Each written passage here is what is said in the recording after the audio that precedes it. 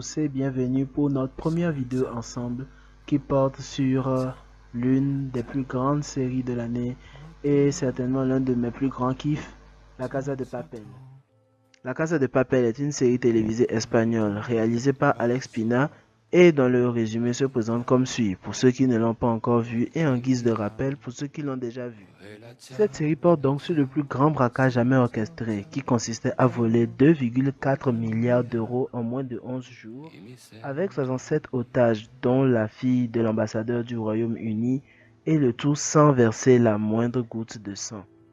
Cette série a d'abord fait ses débuts en Espagne sur la chaîne Antena 3 du 2 mai au 23 novembre 2017 pour les deux saisons, avant de faire son entrée sur Netflix le 20 décembre 2017.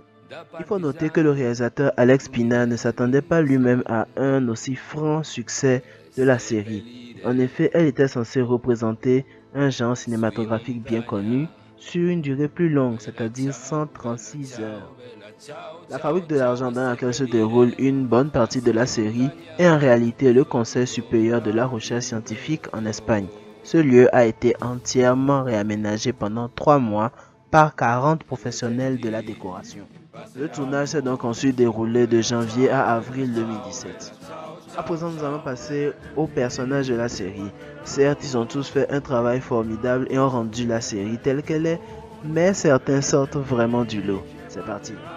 D'abord et avant tout, celle qui a créé la plus grande agitation venant du public, Ursula Corbero, connue dans la série sous le nom de Tokyo. Elle a reçu une nomination pour la meilleure actrice dans une série à la 5e cérémonie des Premios Feroz. Alors, l'homme sans qui la Casa de Papel ne serait pas ce qu'elle est, Alvaro Morte, connu dans la série sous le nom de El Professor ou Le Professeur, qui a reçu le prix du meilleur acteur dans une série à la 5e cérémonie des Premios Feroz. Puis vient celle pour laquelle j'ai personnellement un grand coup de cœur, Alba Flores, connue également sous le nom de Nairobi, qui a reçu le prix de la meilleure actrice dans un second rôle dans une série, toujours à la 5e cérémonie des Premiers Féroces. Sans oublier notre paternel, l'homme au grand cœur, Paco Tous, connu sous le nom de Moscou dans la série, qui a reçu la nomination pour le meilleur second rôle masculin dans une série. Puis vient celui que vous attendiez probablement tous et qui a été l'un des personnages les plus charismatiques de la série. J'ai nommé Pedro Alonso, dit Berlin, qui a reçu le prix du meilleur acteur dans une série à la 69e cérémonie des Fotogramas de Plata.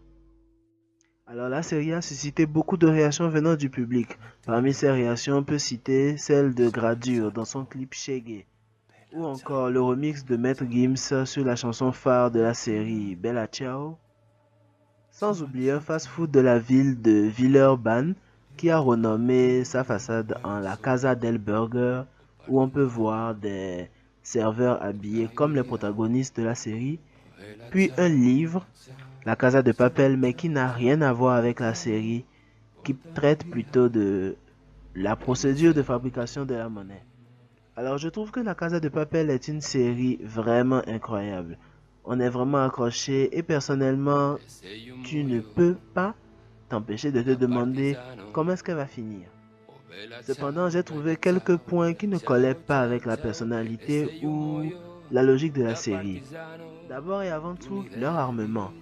Ils auraient pu prévoir les armes qui endorment ou qui paralysent l'adversaire, mais de là à utiliser des pistolets chargés à blanc, je ne m'y attendais pas du tout venant du professeur.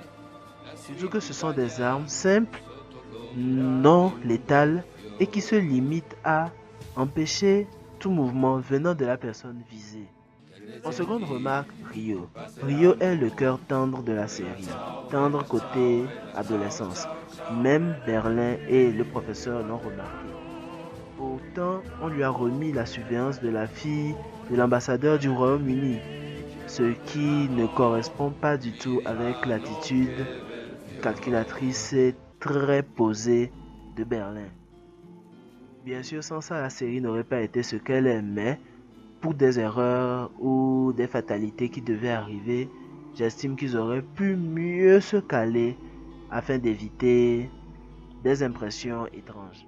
Alors nous voilà arrivés à la partie de la vidéo où je vous fais mon briefing en 1 minute 30 de ce pourquoi j'estime que La Casa de Papel est un succès incroyable et une série à conseiller à tous ceux qui veulent passer un bon moment devant leur écran.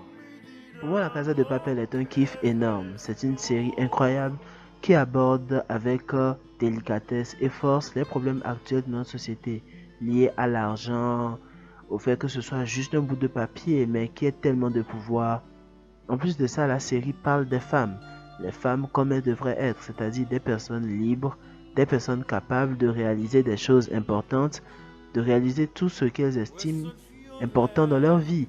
On peut le voir dans les relations de couple, aussi bien qu'au travail et même dans un bar.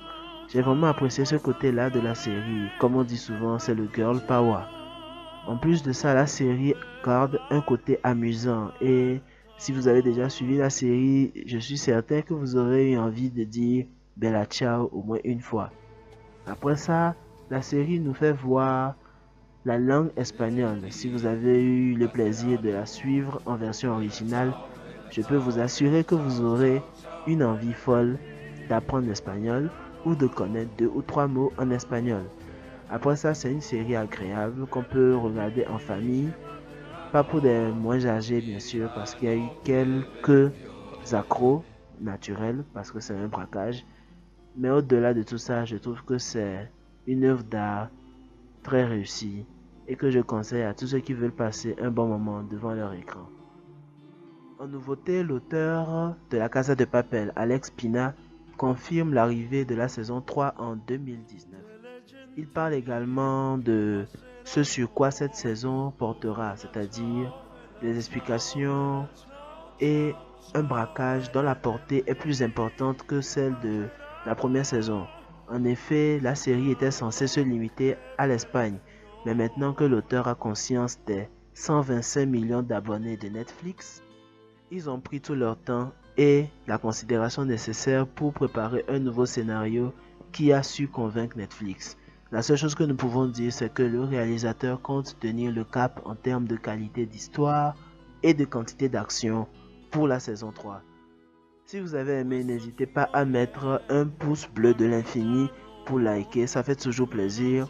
Lâchez-vous en commentaire, dites-nous ce que vous avez aimé par rapport à La Casa de Papel.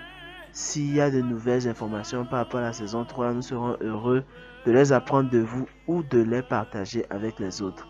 En attendant notre prochaine vidéo, restez passionnés.